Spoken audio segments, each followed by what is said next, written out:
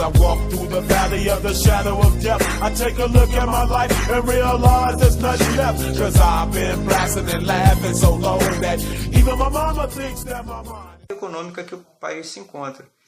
Isso porque o que não é contado pela mídia são os fatores obscuros que estão por trás de tudo que é anunciado pelos meios de televisão. Como, por exemplo,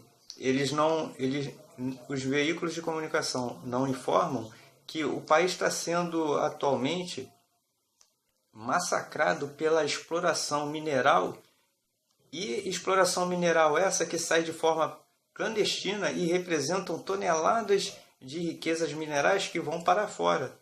Ora bolas, isso empobrece o nosso país, porque as nossas riquezas, os nossos minérios que poderiam ser revertidos em riqueza para a União, eles na realidade vão de forma clandestina para enriquecer quem? As grandes corporações internacionais, que são as mesmas que pressionam o país para que o nosso governo e a nossa soberania seja enfraquecida.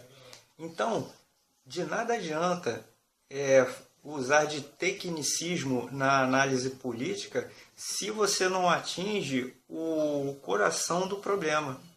Não adiantaria para mim vir aqui e falar de commodities, Selic, PIB, jogar um montão de tecnicismo, se na realidade falar desses tecnicismos é estar falando de forma superficial.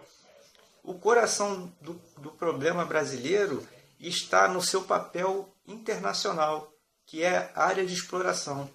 O Brasil é como se fosse uma grande prostituta. Uma prostituta para a Europa e para os Estados Unidos. E a maior parte da exploração de todas as nossas riquezas, razão que justifica o esvaziamento dos nossos cofres, o nosso déficit econômico, a nossa queda do nosso PIB, são as perdas que se fazem através da exploração mineral de ouro, diamante, no Nordeste, especificamente na Paraíba. A gema Paraíba, que é uma das joias mais caríssimas do mundo, saem daqui do nosso país sem fiscalização nenhuma. Outro ponto, não muito longe das grandes capitais, em Minas Gerais, o ouro ele é extraído de forma clandestina e sai de forma clandestina. É dinheiro que nós estamos perdendo.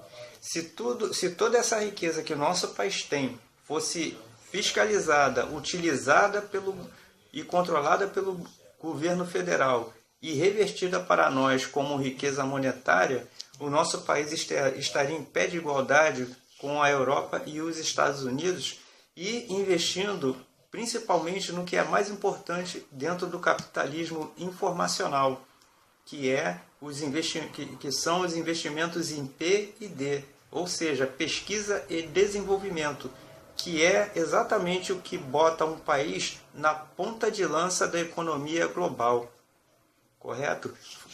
Falar de política é muito mais do que falar simplesmente de tecnicismo, de saber termos técnicos ou os meandros dos bastidores políticos. Vai muito além disso. Você se agarrar ao tecnicismo é você estar limitando a sua visão a um campo curtíssimo, porque você não enxerga o que realmente está por trás disso tudo, que é uma visão mais ampla. E a visão ampla não requer tecnicismo. Correto? Então, dentro desse contexto, nós temos, politicamente falando, um quadro atual que assusta. 63% da nossa população ainda crê que a melhor maneira de resolver o nosso problema político é através do voto com a estrutura política que nós temos. 20%, e aí eu me enquadro nesses 20%, acreditam que a verdadeira mudança se dará retirando todos os políticos do poder e reformando toda a estrutura política. Há também um outro fator que é importante aqui. 73% da população não acreditam mais nesses políticos que estão aí, o que justificaria ter um dado coerente em relação ao voto. Se 73% não acreditam mais em todos os políticos que estão aí, o que seria mais lógico da gente esperar é que esses mesmos 73% não vissem no voto convencional uma forma de melhorar o país, porque não é. E a prova disso, nesses últimos 30 anos que nós temos aí de democracia, é que o país está nessa porcaria de situação política, econômica, cultural e tecnológica que ele está. A solução para o nosso problema, a que parece ser mais viável, é nós retirarmos do quadro político todos esses canalhas que estão aí. Nós redefinirmos a estrutura de partidos políticos no país.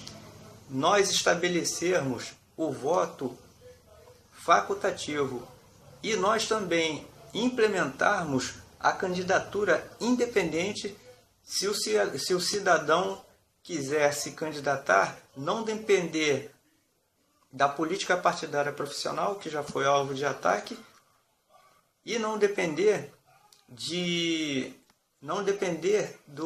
das maracutaias políticas que são atreladas às eleições, que haja também a candidatura independente para os cidadãos de bem que forem capacitados para tal. Outro quadro que deve ser observado em tudo isso aí é a prática da democracia direta e real. A nossa democracia, ela não é real e nem é direta. E também, de acordo com a nossa democracia, é também a nossa presidência, porque a nossa presidência, ela é uma refém do Congresso Nacional. O Congresso Nacional, por sua vez, acumula poderes demais. O artigo 166 da Constituição dá ao Congresso Nacional poderes para ele fiscalizar a presidência e seus ministros, fiscalizar os projetos que a presidência e os ministros elaborarem, ou seja, se o Congresso não aprovar, o governo não consegue colocar em prática os seus planos. Isso daí abre porta para a corrupção, porque a presidência se torna refém do Congresso para poder tomar qualquer medida administrativa. O Congresso Nacional tem poderes para julgar, investigar e condenar. Ora bolas, o Congresso é uma casa legislativa e, como dito em outros vídeos aqui, ele não tem o papel de exercer poder judiciário, nem de exercer o poder do Ministério Público ou da polícia, porque ele não é um órgão legitimado para isso. E essa situação testifica que a nossa presidência da República é uma falsa presidência. O nosso presidente não tem autoridade nenhuma no nosso país.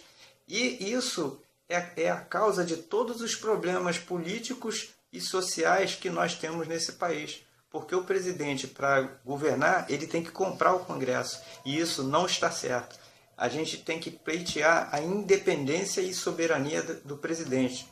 O presidente tem que passar a governar com poderes totais, devendo dar satisfação tão somente à Constituição, ao Ministério Público e à Justiça, porque são órgãos legitimados para isso. Ao Congresso Nacional, como Judiciário, como Poder Legislativo, cabe legislar. Se ele quer exercer controle sobre a presidência, que legisle leis que obriguem a presidência da República a dar satisfações, sim senhor, mas dar satisfações ao Ministério Público, que é investido de poderes para isso, e à Justiça, que também é investido de poderes para observar a lei, e não o Congresso Nacional. Correto? Eu te espero no próximo vídeo. Dá um like aí e a gente se vê no próximo vídeo.